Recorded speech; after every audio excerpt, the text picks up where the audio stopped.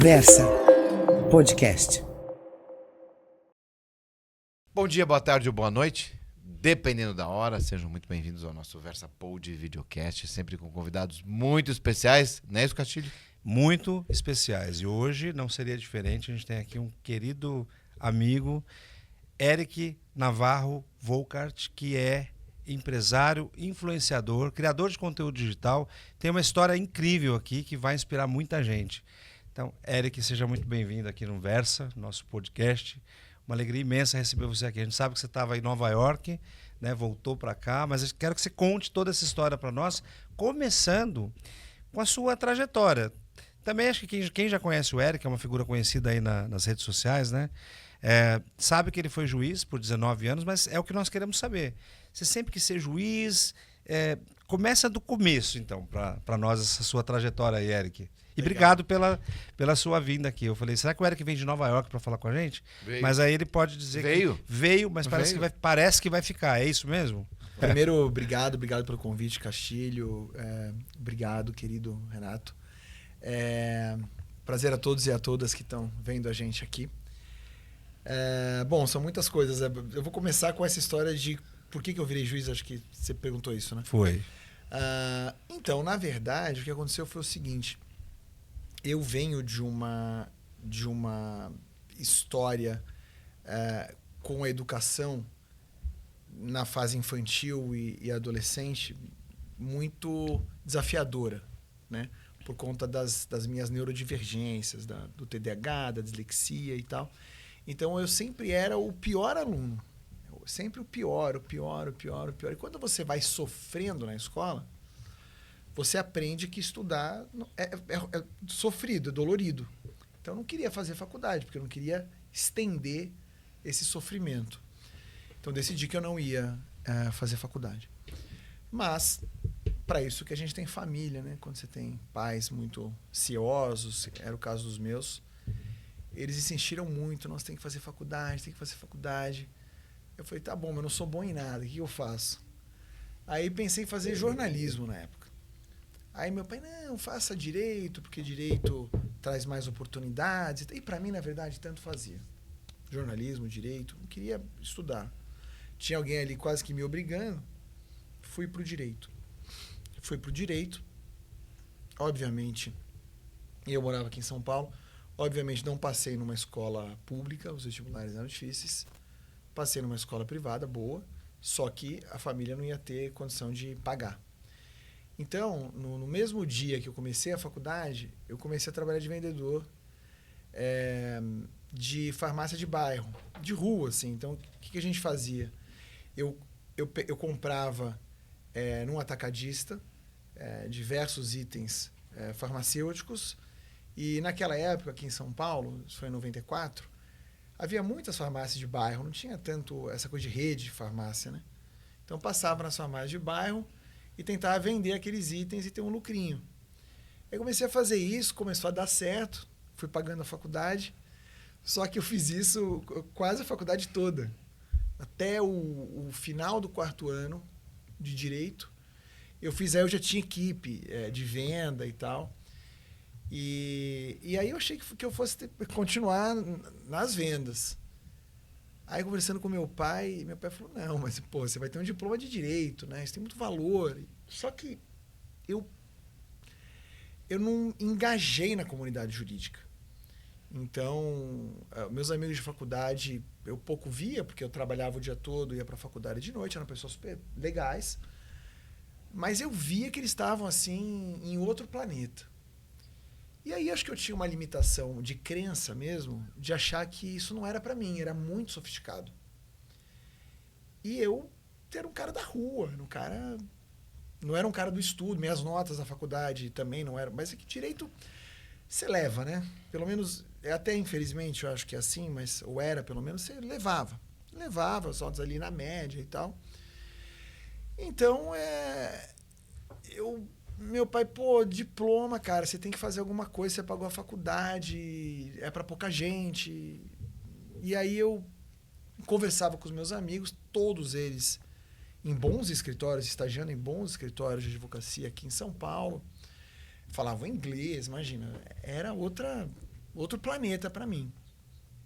E aí, a única opção que restou foi o concurso público, que eu também nunca tinha pensado em fazer. Eu era tão alheio à faculdade de Direito que eu sequer sabia muito bem como que funcionava para você ingressar numa dessas carreiras bonitas, como o Ministério Público, a magistratura e tal. E comecei a conversar com os meus professores. Aí conversei com um professor que era promotor. Ele era promotor em Diadema. Ele falou, vai lá em Diadema, ficar um tempinho comigo. Eu fui. Vi lá como funcionava, achei interessante. Ele era um cara muito, muito inteligente. Me mostrou como é que funcionava o concurso. Eu falei, pô, e como é que é? Ele falou, não, você estuda, cai isso aqui, tem um edital, tem os temas, né? Aí eu botei na minha cabeça, falei, pô, se tem um edital, se tem os temas, é só eu estudar esse troço e fazer a prova. Aí eu decidi que ia fazer concurso. E aí foi isso. Aí eu me formei em em 1999, final de 99. Em 2000 eu fiz um concurso para a magistratura do Estado, aqui de São Paulo. Caminhei até a prova oral. Na oral eu tomei pau, não passei. Mas, ao mesmo tempo, já tinha feito um para analista do TRF. Aqui, ficava ali na Vila... Acho que fica ainda Tá lá na ainda, Paulista. TRF3, né? TRF3. Aí eu passei em primeiro lugar nesse concurso. E aí logo abri um concurso do Banco Central, também passei em primeiro. Aí quando entrei no Bacen, concurso de procurador, eu falei, pô, quero ficar aqui. O tema é interessante, Avenida Paulista, né? Eu falei, quero ficar aqui. Aí eu tava lá já há um ano, e aí um procurador tinha passado um concurso para juiz federal. E aí ele falou, pô, é bom, me contou como é que funcionava e tal. Eu falei, agora acho que eu quero ser juiz federal. Aí abriram os concursos. Nessa época eu estava muito ligado, eu gosto muito de música, eu estava muito focado, muito ligado em música e muito ligado nos compositores cariocas. E aí eu botei na minha cabeça que eu queria ir para o Rio. Então abri o TRF3, abri o TRF2 e eu fui passando nos dois, né? E acabei escolhendo ir para o TRF2, que era Rio de Janeiro e Espírito Santo. E aí eu fui. E assim passei os últimos 19 anos da minha vida. Você falou que você tinha TDAH, é isso? E a dislexia, que é um pouco pior para mim, assim. TDAH até que eu levo bem. E você passou tranquilo no concurso, pelo jeito, né? Passei, você estudou edital, os pontos, passou. Foi. Mas é pelo seguinte, isso é muito legal para quem eventualmente está vendo a gente e tem essa questão. Porque as pessoas acham que elas têm menos possibilidades, né? Mas o TDAH e o disléxico, eles realmente têm algumas limitações. Então, assim, para mim, eu troco os nomes das pessoas, às vezes eu saio com as meias diferentes, erro o dia do voo. Sem perceber? Sem perceber. Você lê de trás para frente também? Eu tenho extrema dificuldade de leitura. Extrema dificuldade de leitura. E aí você fala, como é que você faz um concurso? Isso é muito legal, né? Não, a gente fala as limitações. Sim, porque é um dos concursos o papo. mais difíceis que existe, o da magistratura federal. E as sentenças, né? As leituras, as peças. Pela lógica. É um concurso bate, com várias fases, assim, a gente conhece, né, o rito disso. Então é dificílimo mesmo. No dia a dia dele uma mesmo. superação imensa. Eu acho que então é mais estratégia do que superação. Claro que eu sou uma pessoa esforçada, mas é mais estratégia do que superação. Porque porque criança você não entende. Você só é chamado de burro, de incompetente. E, pô, na década de 80, começo dos anos 90, o professor te esculhambava Sem dó. sem dó e piedade. Sim, Né? Hoje tava cadeia. Tinha professor que dava aquela varetinha. Eu não peguei a vareta, mas eu peguei o cara me chamar de burro, assim, algumas vezes. Porque eles achavam que estava de sacanagem com o professor, sabe? E não é, né? Com o tempo, você vai entendendo, né? Com o tempo. E aí, uma vez que você entende, você fala, o que eu faço com isso? Eu já tinha descoberto que eu era uma pessoa minimamente criativa. Então, tem que usar a criatividade. E aí, depois usar o quê? Estratégia. Muita dificuldade de ler, muita dificuldade de concentração. Tem que fazer tudo muito rápido. Então, todos aqueles livros, né? Aqueles cursos, lembra? De direito civil, de direito penal, eu não entendi nada daquilo. Eu só peguei as apostilas de curso preparatório e caderno. E os resumos do Maximiliano, lembra? Lembra? Doutrina alemã. Lê os resumos? Não, li, pô. Aquilo lá salvou. Mas era proibido falar que lia. Mas ninguém falava. Não, você Todo lê. mundo lia. Você lê, todo mas mundo lia. não, eu só Todo estudo mundo pelos- lia, ninguém eu só falava. estudo pelos manuais, né?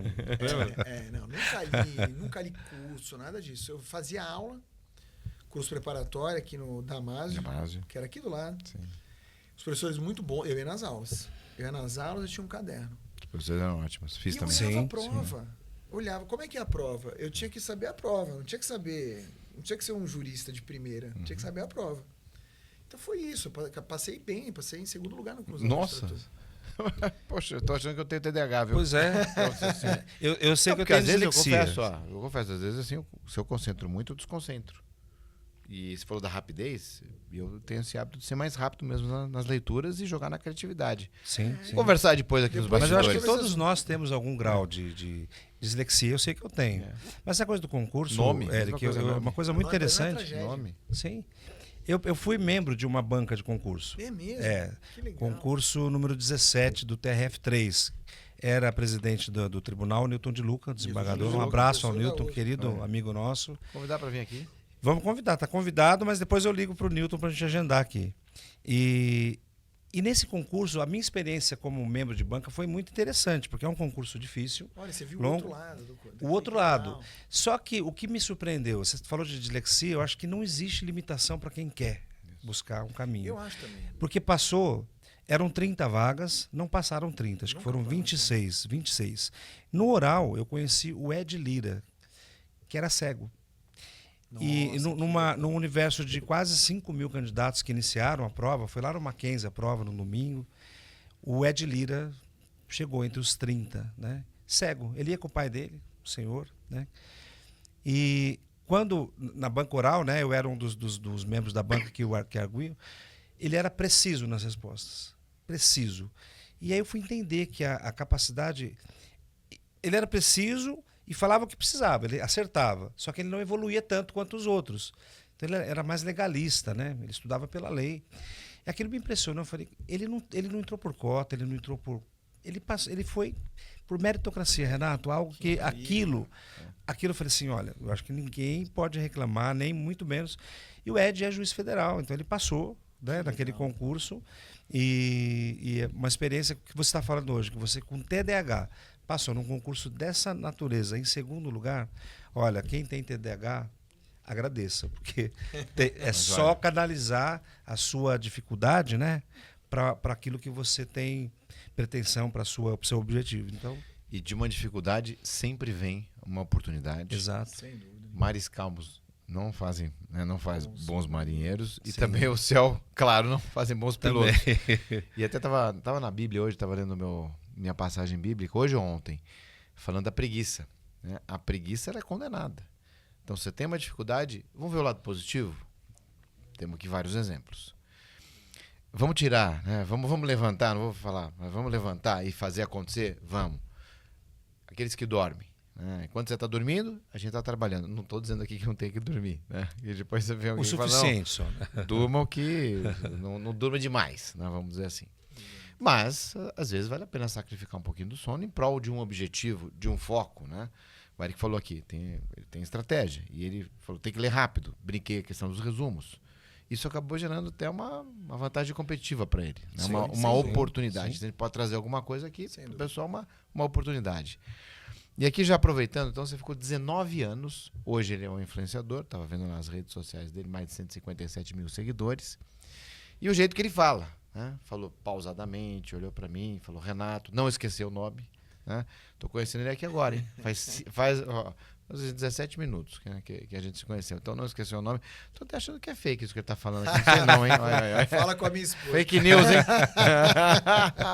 Mas lá no perfil dele, ele diz que, tá lá na descrição, que ele ensina como gerar 24K, né, R$1.000 por mês, para os profissionais da área jurídica. Então vamos pautar essa questão? O Eric tem tanta coisa para contar aqui, né? Acho que, mas vamos ter foco nisso, porque eu falei que o Eric é advogado, quer dizer, ele foi juiz, hoje ele é advogado. Você é advogado, você tem uma banca, você ganha dinheiro com a advocacia, porque você também é professor. O que você faz, né, como influenciador ou criador de conteúdo, e muita gente critica também, né? Essa coisa de você falar, eu sou coach, ou você faz mentoria. O que você faz? Qual que é o seu... Qual é o seu negócio hoje? Bacana. Posso dar 2 passos para trás para explicar por que eu estou fazendo isso hoje? Acho que vale a pena. Depois que eu entrei na justiça, é o mesmo Eric, né? Então precisa lidar agora com os processos, com as coisas todas e tal. E eu sempre entendi que era necessário que a justiça brasileira fosse mais objetiva. É só olhar para os números da justiça para entender que não funciona. Então ali eu me senti um pouco o enxugador de gelo, tentei da melhor forma possível montar uma estrutura nas unidades jurisdicionais por onde eu passei para dar conta daquilo de uma maneira viável para o jurisdicionado. Então era sempre ir direto ao ponto, de forma extremamente objetiva, sem querer fazer doutrina, sem querer fazer filosofia em sentença, mas entregar a jurisdição e aceitar uma margem de erro. Basicamente, sempre foi isso. E eu fui fazer uma carreira acadêmica, porque eu comecei a dar aula de processo lá no Rio de Janeiro e o único jeito de eu estudar também é botando um desafio. Então, eu fui fazer um mestrado em processo. E fiz. E depois comecei a fazer o doutorado, mas eu não tenho, assim, aquela paixão pelo direito enquanto ciência. É muito um instrumento de trabalho para mim. E mesmo enquanto ciência, eu acho uma ciência bastante manca, pelo menos aqui no Brasil. E aí, o mestrado, você faz. O doutorado é um trabalho de mais fôlego.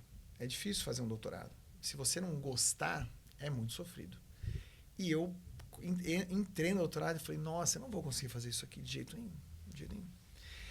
E eu comecei a arrumar formas de buscar um gás, uma vontade, um prazer em fazer aquilo. E aí eu me deparei com a área da análise econômica do direito e economia. E comecei a ler aquilo e comecei a gostar. Falei, bom, então é isso, é por aqui que eu vou, porque em direito e economia eu posso analisar a eficiência do sistema e fazer propostas para melhorar o próprio sistema. Que foi quando eu saí do Brasil, foi 2015 para 2016. Eu fiquei 6 meses em Colômbia e depois fiquei 1 ano em Harvard. Aí lá, quando eu fui estudar Direito e Economia, o meu orientador era um professor de Direito, Economia e Psicologia. Law, Economics and Psychology, um professor chamado Oren Barguil. E aí, eu fui fundo naquilo, foi quando estava chegando a questão da tecnologia, então fui estudar tecnologia lá também. E aí lá eu estudei tudo. Estudei economia na faculdade de economia, estudei neurociência com um puta neurocientista, quase um filósofo da neurociência.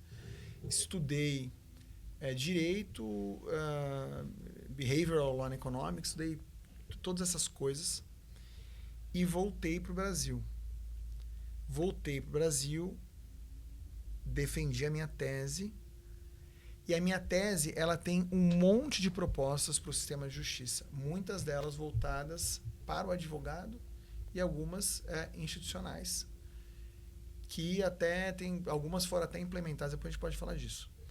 Aí, eu tenho esse viés muito prático, então escrevi um livro, então eu falei, não é possível que eu gastei toda essa energia da minha vida e eu não estou falando para os advogados, eu estou falando nas faculdades de Direito, estou falando nos mestrados, eu estou falando nos doutorados, mas e a massa, né, os advogados? Eu não estou falando para esses caras. E aí eu falei, então eu quero falar para os advogados. Nessa época, eu não estava na internet como pessoa física. Eu até estava na internet como pessoa jurídica. Por quê? A única coisa que o juiz pode fazer é dar aula. E eu, enquanto juiz, era sócio de uma empresa de educação. O juiz pode ser sócio, ele só não pode ter atividade de gestão, vocês sabem, mas as pessoas talvez não saibam. E então eu era o coordenador, eu era sócio de um curso preparatório para concurso, que começou presencial, depois foi para online, mas eu cuidava da parte acadêmica.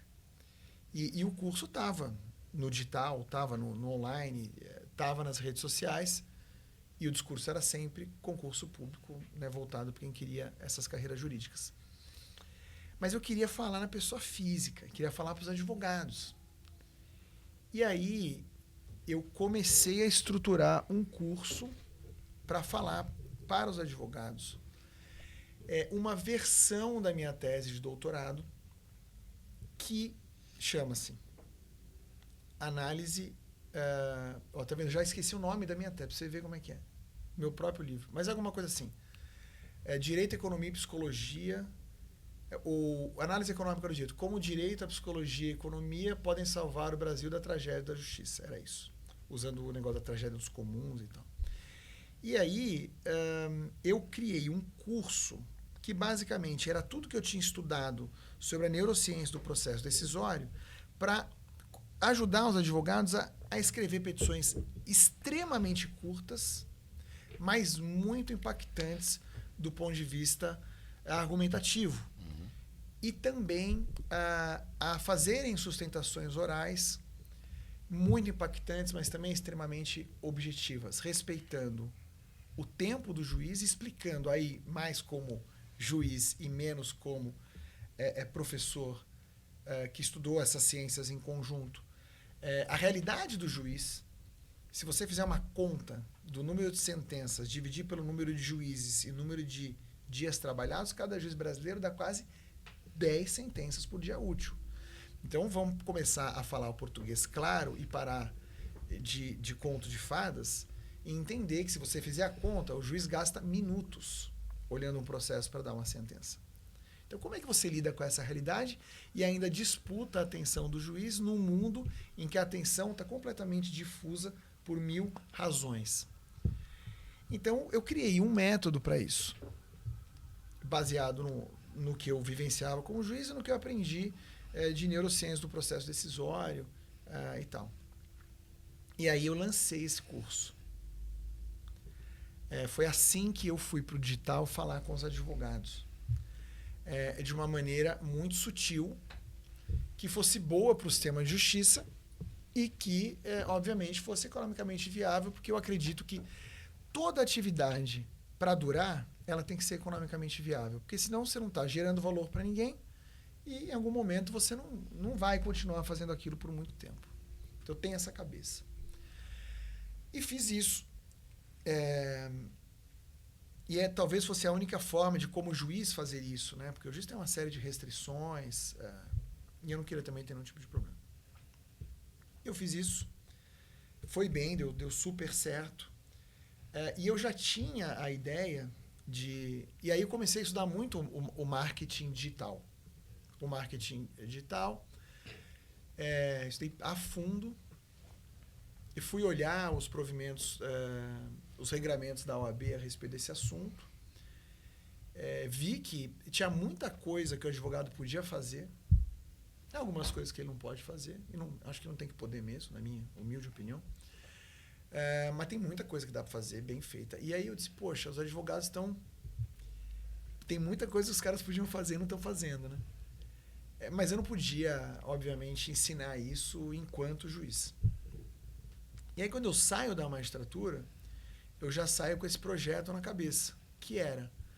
como eu estudei muito jurimetria nesse tempo todo, eu disse, poxa, a gente fazendo jurimetria e entendendo quais são as melhores teses que poderiam se conectar, teses que têm volume na justiça, que têm altíssimos níveis de procedência e que, de alguma maneira, podem se conectar via palavras-chave aquilo que as pessoas buscam para solucionar os seus problemas. Eu acho que eu estou dentro do meu propósito, que é melhorar o sistema de justiça, porque aqui está melhorando acesso à justiça, que muita gente está lá desesperada arrumando uma solução.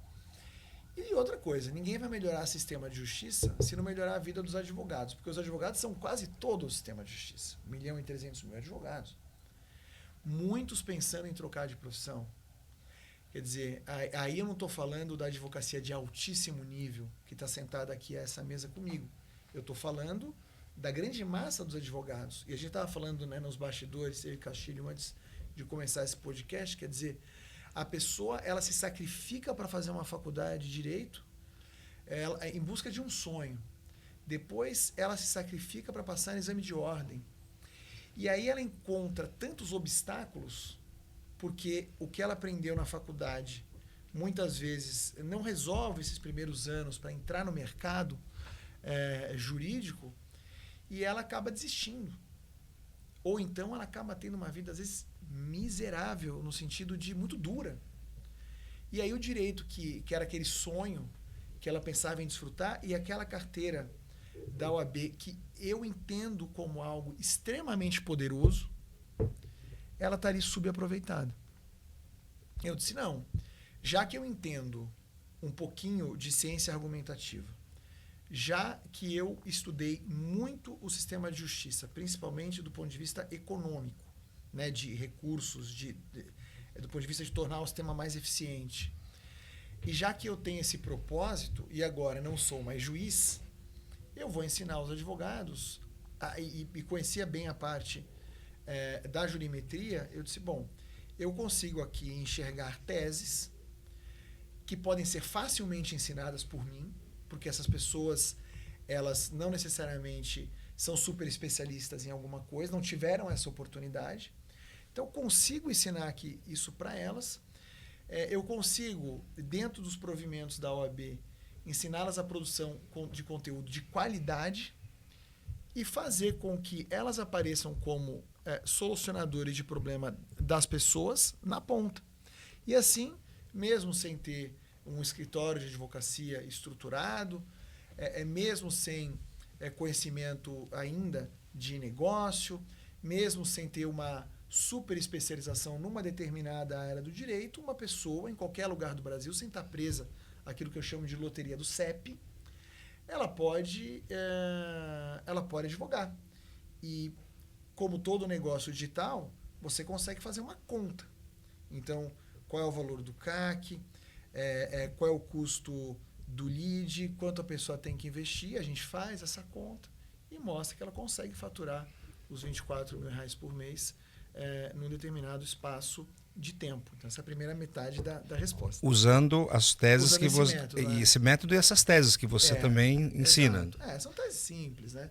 Tese de direito bancário, sempre tomando muito cuidado com litigância predatória, então separando muito bem o joio do trigo, sabe? Outras um pouquinho mais complexas, mas que são hoje super acessíveis, pessoas precisando regularizar imóveis, uso capião extrajudicial, hoje é possível.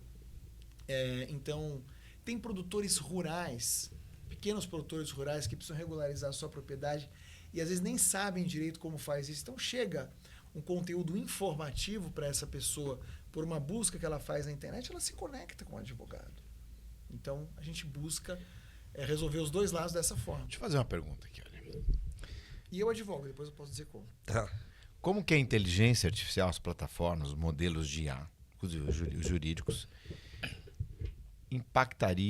impactam ou complementam a tua atividade? Porque eu estou vendo aqui uma inteligência, entre aspas, artificial humana, ou pelo menos você como precursor disso. Lembrava também dos modelos de despacho, de sentenças. Sim. E é uma coisa que nas minhas aulas eu questiono, pergunto, há quanto tempo vocês usam IA? Já até conversamos sobre isso aqui, brinco para estimular, falo 2 anos, 3 anos, 15 ou 30. E aí as respostas são variadas, porque os modelos já existem há muito tempo. Existiam em papel, no São Paulo, os modelos do Benetti, né, na magistratura paulista.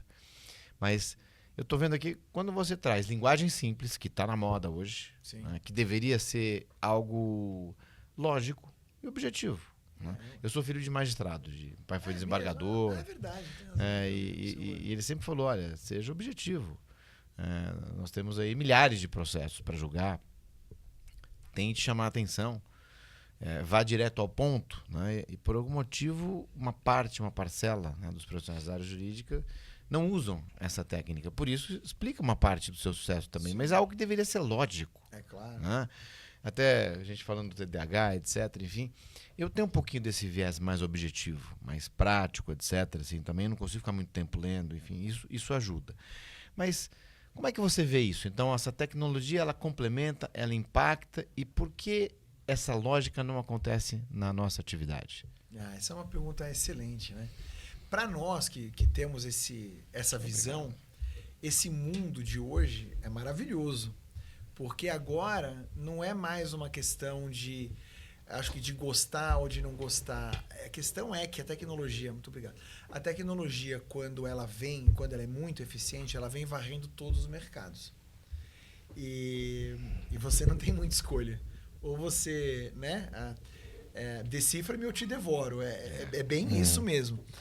E com o direito não é diferente. O direito, por algum motivo, ele normalmente é o último a ser impactado. Mas ele é fortemente impactado, e no Brasil, mais ainda, porque a tecnologia está aí para resolver problemas, e problemas nós temos muitos. Então, eu, em primeiro lugar, eu não sou daquelas pessoas catastróficas que acham que o advogado vai ser substituído por um robô. Eu acho que ele vai ser substituído por um advogado que sabe usar um agente autônomo, né, um robô, enfim, sabe utilizar a tecnologia de maneira adequada. E também não sou, respeito, obviamente, mas não tenho muito aquele pensamento conservador de mas poxa, mas agora os juízes vão usar robôs para fazerem as suas decisões, o direito é uma coisa humana. Eu não falava isso quando eu era juiz assim do jeito que eu vou falar agora, que agora eu me sinto mais livre, né, para usar algumas expressões mais contundentes. Mas assim, a vontade que dá... Assim, meu amigo, deixa eu te contar uma coisa. Olha lá quantas decisões por ano dá um ministro no STJ. São milhares. Se você fizer a conta, dá 15 segundos por decisão. Aquilo já é um algoritmo. Né? Um gabinete de um juiz, em qualquer grau de jurisdição, ele já está dividido entre pessoas que fazem pequenas tarefas repetitivas. A atividade jurisdicional está algoritmizada há muito tempo, só que sem eficiência. A tecnologia vem para dar eficiência nesse processo. Então, acho que esse é o primeiro ponto, é desmistificar um pouquinho essa coisa meio... né? As pessoas acham que o juiz é, sei lá, um sacerdote, um filósofo. Não é um cara que faz um trabalho extremamente repetitivo, com uma ou outra exceção de casos mais difíceis, que aí exigem realmente... Inclusive, talvez ele tenha que se livrar desse trabalho mais repetitivo para poder se dedicar aos casos novos, quando é necessário construir um precedente. Não sei se vocês pensam assim também. Sim. Mas eu tenho muito esse... Fui estagiário de juiz, primeiro grau, durante 2 anos. Olha só. Que eu fiz faculdade de economia, junto com direito. Você estava falando aqui, falei, nossa, olha que legal. E durante 2 anos prestei um concurso no TJ de São Paulo e fui estagiário do Luiz Flávio Gomes, no criminal, saudoso, e do Edgar Silva Rosa, antes do Otávio Helene, na CIV, 13ª Vara Civil e 26ª Vara Criminal. E naquela época que a gente usava máquina de escrever, em parte, já existiam os modelos, né? Tanto que eu citei o Benet, etc. Então, essa contextualização que você está fazendo, ela é muito oportuna, ela é muito importante. Eu até acho, discuto isso com o Castilho aqui nos nossos podcasts, e acho que isso vai ainda impulsionar ainda mais o direito. A gente vai ter mais volume ainda, mais atividade jurisdicional e prática jurídica, talvez até com mais profundidade ainda, e com mais chance. Esses 15 segundos, que são repetitivos, vamos deixar de lado. Então, já que a gente pode otimizar, 15 mais 15 mais 15, daqui a pouco o juiz vai ter mais tempo para decidir aquilo que é realmente novo, casuístico, né? Você não acha? Não tem a menor dúvida. Aliás, Léo Quintão, Smooth, obrigado. Acabou de chegar aqui, ó. Geladinho, nosso apoiador. Delícia, hein? Obrigado, Léo. Smooth. Saudável, tá? É mesmo? Uma coisa Mas gostosa. é doce, é gostoso. Mas não tem açúcar, nem lactose, nem nada. Ele é todo... É uma bebida saudável mesmo. Obrigado, Léo. Olha, tenho a expectativa um dia, quem sabe seremos franqueados do Léo, né? A gente tá tentando aqui. Brincadeira. Mas vamos voltar ao questionamento. Você acha que vai ter mais potência? Não tenho a menor dúvida. Eu acho que assim, tudo que é novo, acho que assusta um pouco as pessoas. E as críticas vêm, são naturais, é bom para ter o debate, mas a gente tem que tomar muito cuidado para esse debate não gerar uma sanha regulatória muito grande que acaba impedindo a inovação. Acho que quando as pessoas começarem a ver o resultado, elas vão se convencer de que não há outro caminho. E já está acontecendo, né?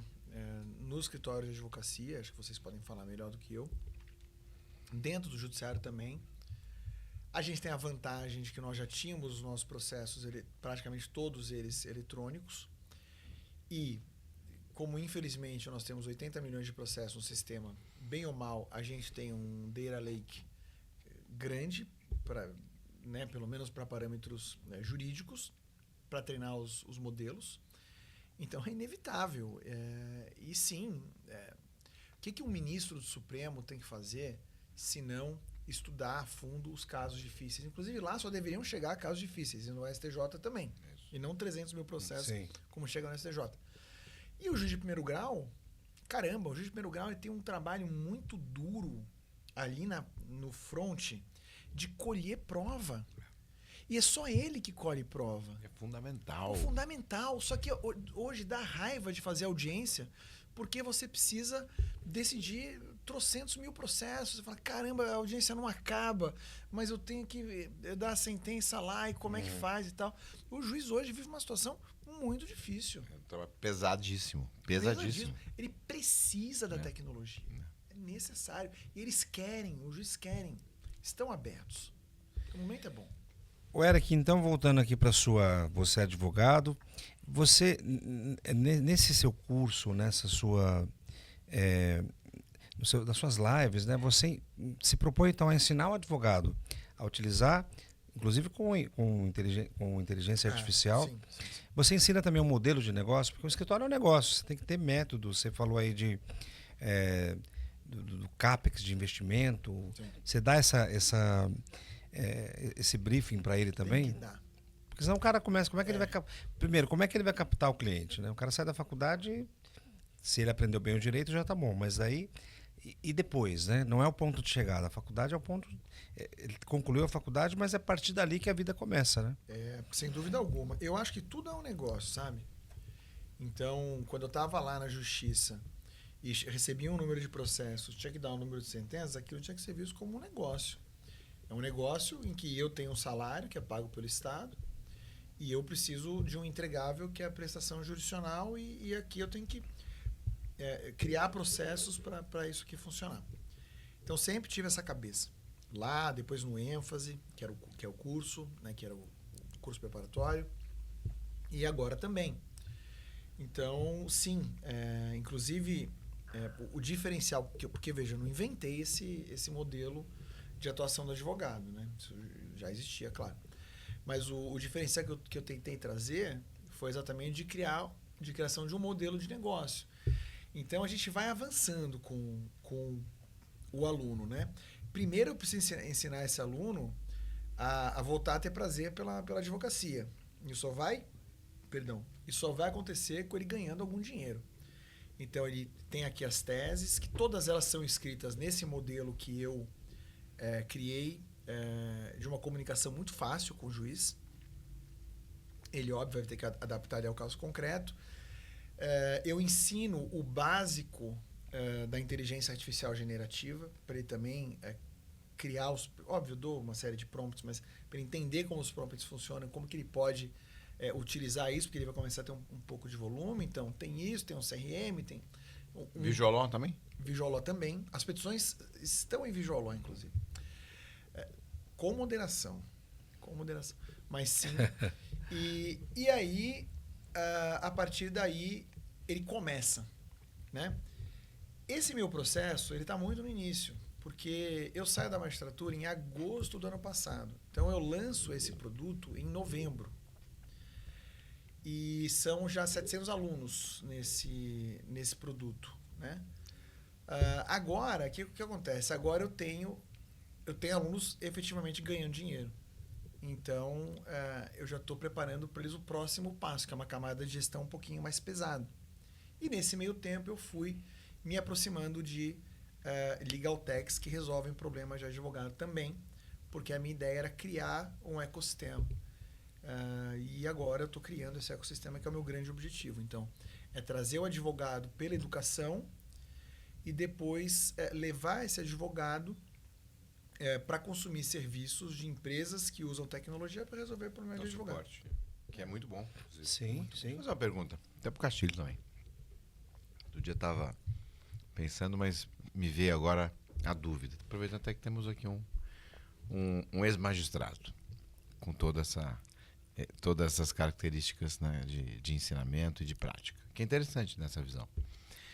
Eu poderia, usando o Visual Law, dentro de uma petição, de uma inicial que seja, ou até de uma peça, de um recurso, eu poderia inserir um vídeo meu chamando a atenção do magistrado, fazendo uma espécie, não vou chamar de sustentação oral para não quebrar o procedimento do processo civil ou do penal, mas vou dizer de uma argumentação. Eu poderia fazer uma argumentação complementar junto com aquilo que foi escrito ou desenhado.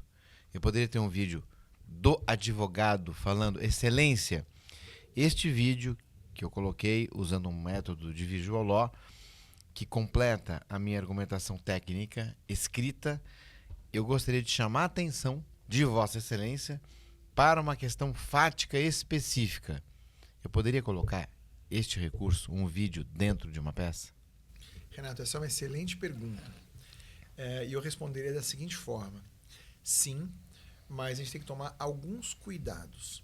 O primeiro cuidado é o seguinte: como o juiz está nessa linha de produção, a gente nunca pode aumentar o custo de transação para ele ter acesso à informação. Então, vou dar o exemplo do QR Code. Se o vídeo tiver, por exemplo, dentro de um QR Code, a gente tem que imaginar que o juiz vai parar, pegar o celular. Não vai. Não vai. Uhum. Esse é o primeiro ponto. Mas no meu caso não está nem QR Code, não. Seria um link. Já foi o link possivelmente. Assim, ou até o videozinho mesmo para clicar? a ideia é que ainda não vi esse recurso, mas acho que com a evolução até do processo eletrônico, quando você vira, vamos para a terceira lauda, terceira página, virou página 3, entra o vídeo. Isso seria incrível, quase um pop-up ali, né? Eu não tinha visto isso também, Renato, mas eu que ainda acho não dá sensacional. pra fazer, mas uma hora vai dar. Talvez pro juiz pode ser bom, porque ele está lendo e aí para entender a sequência, é que tem a questão do tempo, né, Eric? Acho que a gente vai pensando hoje como que o juiz ele quer, Ou mesmo ele quer antes, ter celeridade. porque hoje assim, por que os vídeos escalam? As redes sociais, etc. Porque eles são objetivos, pelo menos deveriam ser objetivos, práticos, têm humanidade. Se eu coloco esse vídeo dentro de um processo, ele vai trazer essa humanidade, ele vai chamar a atenção, principalmente no primeiro momento, mas tem que ser objetivo, direto, tal, etc. E eu acho que ajuda. Eu, se fosse juiz, gostaria de ver isso. Agora, do ponto de vista de processo civil, que eu acho que não tem, isso está dentro da atividade argumentativa, dentro do procedimento, no seu momento, né, respeitada aí a preclusão, etc., você pode completar aquilo que você escreveu com áudio no vídeo. Não vejo restrição processual quanto a isso. Eu coloquei... Processual também não vejo. Eu não vejo. Coloquei na questão do recurso, vamos colocar numa peça de recurso. Claro que vai acontecer, um outro desembargador, etc., vai dizer, não vou considerar essa manifestação porque o momento correto para isso é na sustentação oral. E isso vai até a jurisprudência ainda, mas essa é uma argumentação recursal prévia à sustentação oral. Enfim, são questões interessantes. Sim. Mas por isso que eu coloquei. Da novidade, interessante, da dinâmica e da processualística também. Talvez evitar que o advogado tenha que marcar para despachar com o juiz, por exemplo. Então, Né? Então, já grava ali o vídeo e tal. Mas tem que tomar só esse cuidado, porque se tiver num QR Code, ele tiver Não vai. que... daí É não só a vai forma, olhar. né? É mais Mas a a forma. ideia é sensacional e de celeridade, de modernidade. É uma coisa que você já ganha tempo. Até uma sustentação oral. Você já tem ali, falando, você consegue, acho que, esclarecer. Para o magistrado é ótimo isso. E para o advogado também, você já fez o caminho ali. tem uma pauta que eu coloco, Eric. Você sabe, eu leciono direito digital, tecnologia, etc. Então, tem que estudar muito, tem que estar sempre ali na frente. Vai chegar um momento em que, para algumas áreas do direito, nós vamos ter que ter o judiciário disponível 24/7. E a dinâmica online é tão grande que o advogado vai ter que imediatamente já fazer o seu pleito e ter o seu pleito analisado, principalmente se for uma medida liminar, que vai acontecer muito. Então, estou lá 24/7, será que eu vou ter que apresentar minha petição ou a gente vai mudar o processo? Na medida que eu já vou chegar, já vou falar para o juiz, como acontece no sistema americano em alguns casos. Excelência, está acontecendo isso, está aqui, preciso da ordem agora. Pá, a ordem está concedida e tal. 2, 3 minutos. A conexão já direta com as plataformas. Hoje, nesse momento, as plataformas das Big Techs, mas oportunamente também as plataformas de IA ao mesmo tempo. Tudo conectado para dizer o que fica, o que não fica. E as próprias plataformas vão ter que também se adaptar e entrar nesse contexto aí do processo eletrônico global, universal, vamos chamar assim, para a efetividade da justiça. Estou pensando aqui um pouco longe, mas aproveitando que o Eric está aqui, é só um pensamento. Claro, e eu vou além. Os advogados ficam bravos quando eu falo isso, os juízes também, às vezes. Mas eu acho que o pleito judicial, ele tinha que ser um formulário. E não uma obra literária do advogado. É um formulário, você preenche o formulário, acabou. E é aquilo. E você não pode sair daquilo. Porque isso vai, inclusive, facilitar muito a leitura. Um aspecto e objetivo, o processamento. Né? Super. Tinha que ser assim. Aí acho que talvez a gente consiga chegar num nível de 24/7, porque justiça é só um serviço, né? Sim. Como diz lá o Seskin. Justiça é só um serviço. Não é nada além disso. É um serviço que tem que ser bem prestado. E essencial. Essencial. Super importante. Mas o seu pensamento, a sua ideia, Renato, acho que é o que a gente está vendo já. Acho que isso tem que acontecer, na verdade. Acho que tem que evoluir para isso, né? Para poder, para o judiciário. Eu estava lembrando, eu não sei se foi até acho que 2009, 2008 que começou que começaram a colocar os processos eletrônicos. Acho que foi aqui em São Paulo no TRT inicialmente, depois que foi evoluindo para todo o sistema de justiça. Mas ali parecia que já era uma grande evolução. Não era uma coisa que já devia estar acontecendo. O que você falou agora é algo que também já deveria estar acontecendo. E isso também, Eric, eu acho que ser um formulário, tudo que a gente puder tirar, não de obra de arte, mas de subjetividade, aquilo que precisa talvez de uma... Você perde tempo de ter que ler tanta coisa que talvez num formulário você consiga de forma objetiva trazer. Olha que interessante. Formulário. Então, vamos manter a parte formal usando um formulário. Mas a tecnologia vai evoluir tanto que vai nos trazer a necessidade da fala, da argumentação oral, que é algo, em tese, mais antigo, prévio, mais solene para algumas situações processuais, mas que talvez seja algo corriqueiro daqui para frente. Então, olha, a parte formal, o formulário está aqui, está feito. Agora, vamos lá.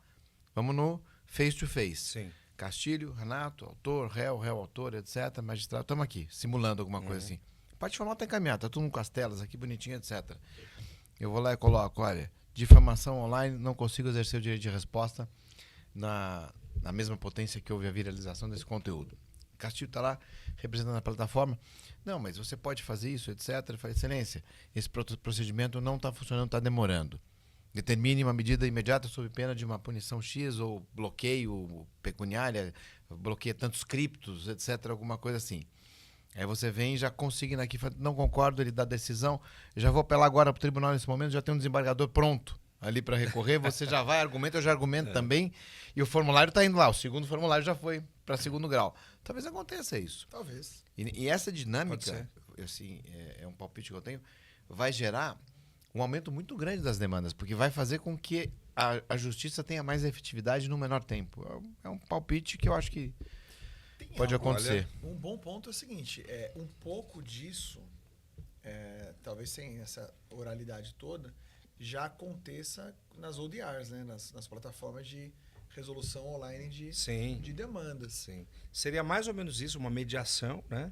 Mas de uma forma trazendo a oralidade, mas com essa celeridade, né, Renato? Você já consegue ter a decisão ali e recorrer já. Você faz ali para a segunda etapa. Já não tem tanto formalismo. E né? essa oralidade aqui, que é imprevisível.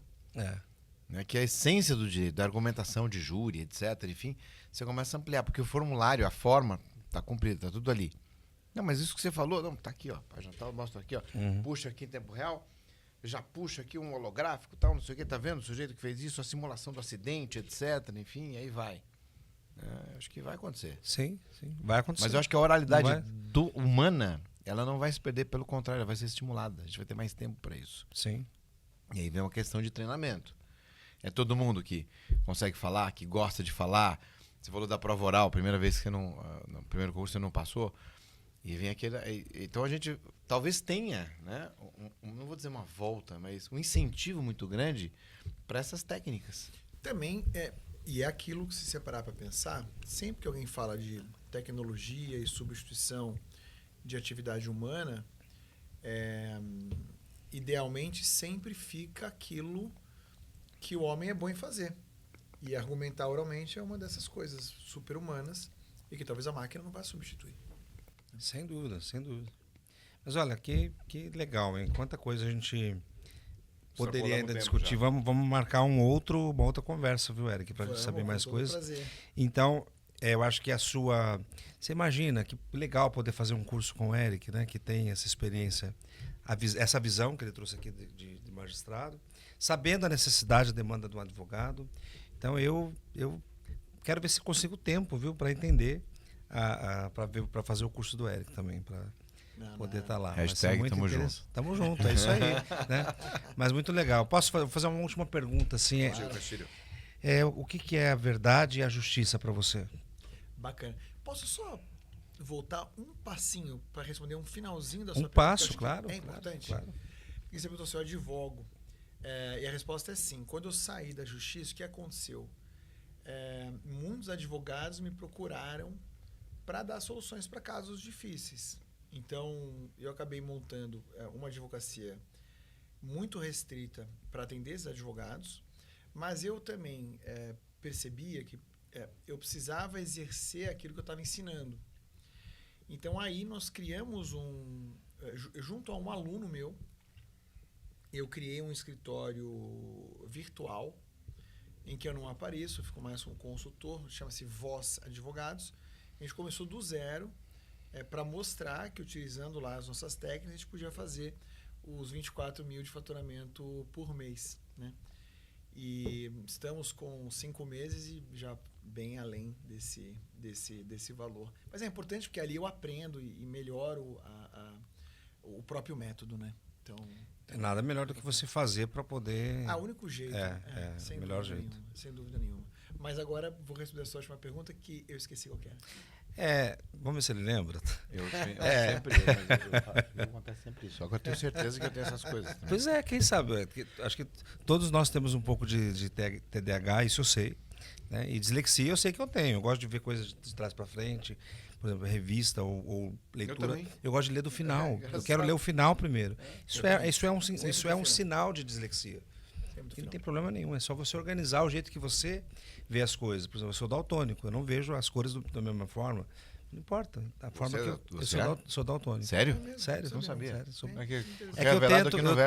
Eu já passei muita vergonha com isso, de comprar uma coisa. Eu vou levar esse vermelho aqui, não era vermelho, é verde. Então isso é mesmo? Você não vê nada, nenhuma cor? Não, vejo as cores, mas eu não vejo como elas são, de fato. Então, elas são tons de azul, por exemplo, para mim é tudo igual. É o mesmo tom. Eu não enxergo placa na estrada, porque ela se mistura com a paisagem. Mas o terno cinza dele tá muito bonito. Mas não é. Sua camisa vermelha. E eu acho que cada um com as suas... Se é que isso é diferença, eu acho que não é. Isso é artesanal. Cada um de nós somos únicos, né? Então, nenhum problema. Mas eu te perguntei, Eric, o que é a verdade para você? Né? Eu gosto sempre de falar, principalmente com quem já teve do lado... Né? Não é essa a verdade real. Então, a verdade, no sentido... O que você pensa sobre a verdade? O que é a verdade para você? Uau, que pergunta, hein? Quando eu falo isso para os meus alunos, eu saio do conceito filosófico mais instituído, mais clássico de verdade, para falar de princípio da incerteza, desse tipo de coisa. Eu acredito que a verdade que a gente vivencia é a verdade de construção de alguma coisa.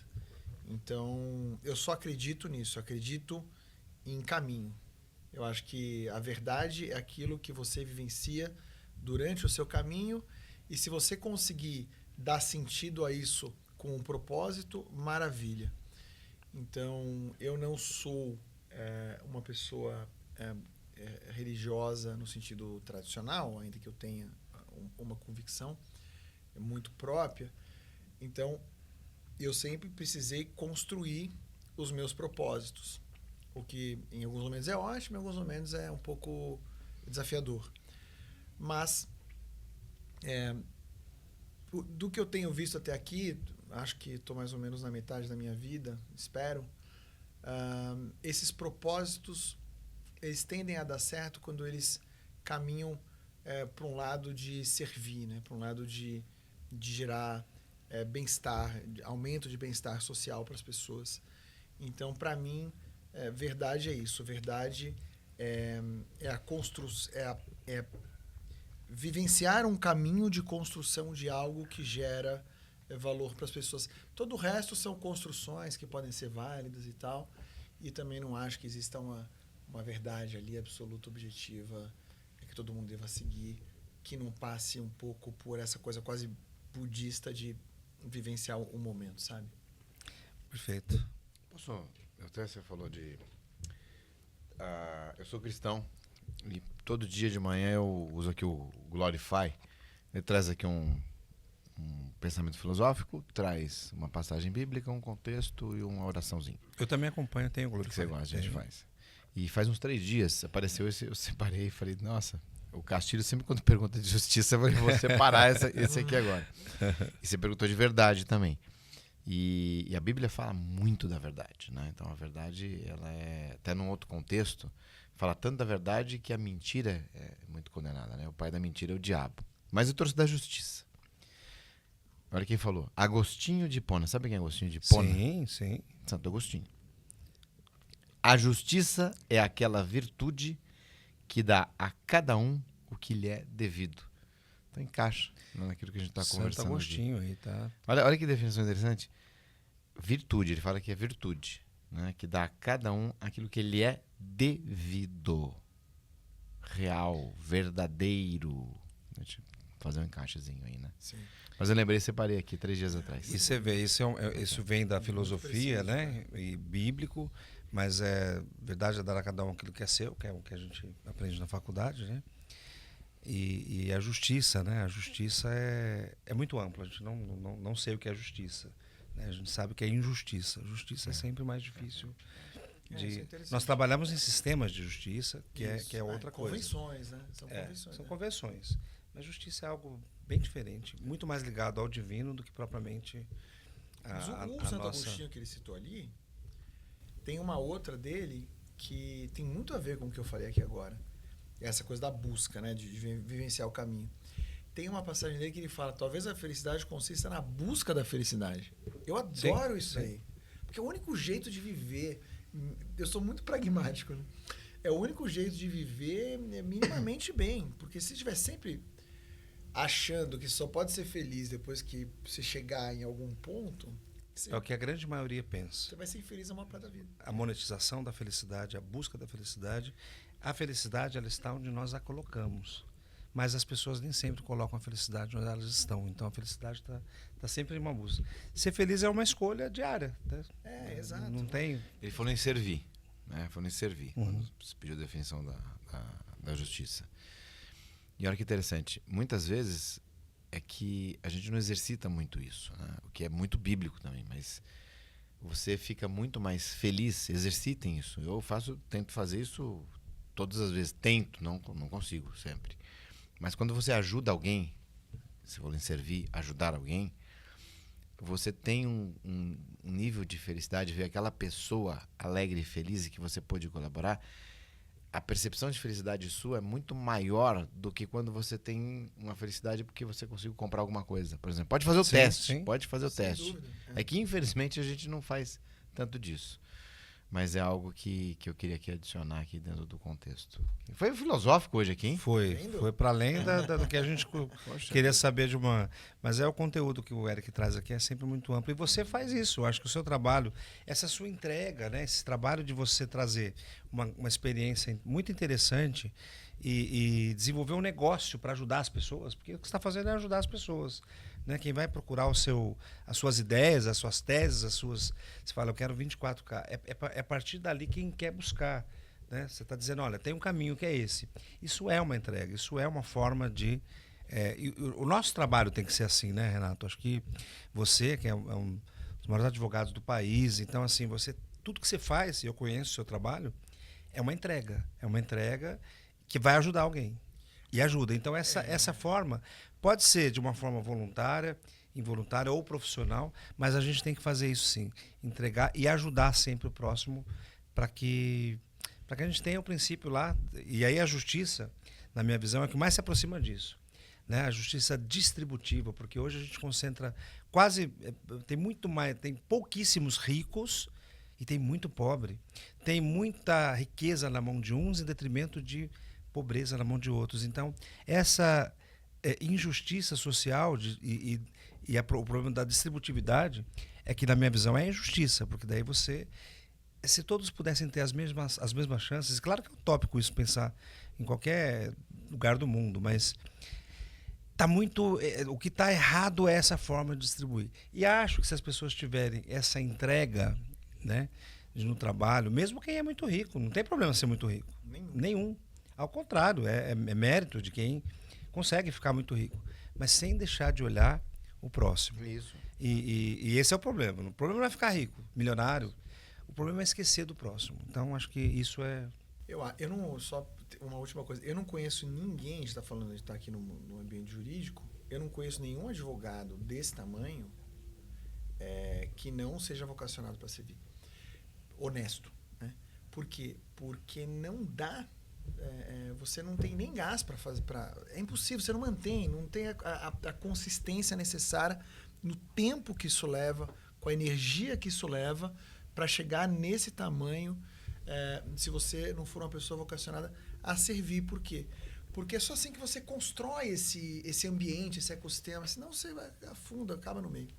Bom, Eric, muito obrigado, viu? Foi um prazer te receber aqui. Eu sei que, eu não sei se podia falar, acho que já falamos aqui. O Eric morava em Nova York, mas agora parece que ele está de volta aqui para o Brasil. Que bom, esteja conosco aqui, né? Sempre. Muito obrigado. Muito bom tê-lo por aqui também. Eu que agradeço o convite, de verdade. Obrigado, Eric. Prazer, uma honra. Pessoal, fiquem bem, fiquem com Deus aí. Até a próxima. Um abraço digital. Abraços. Abraços. Tchau. Versa Podcast.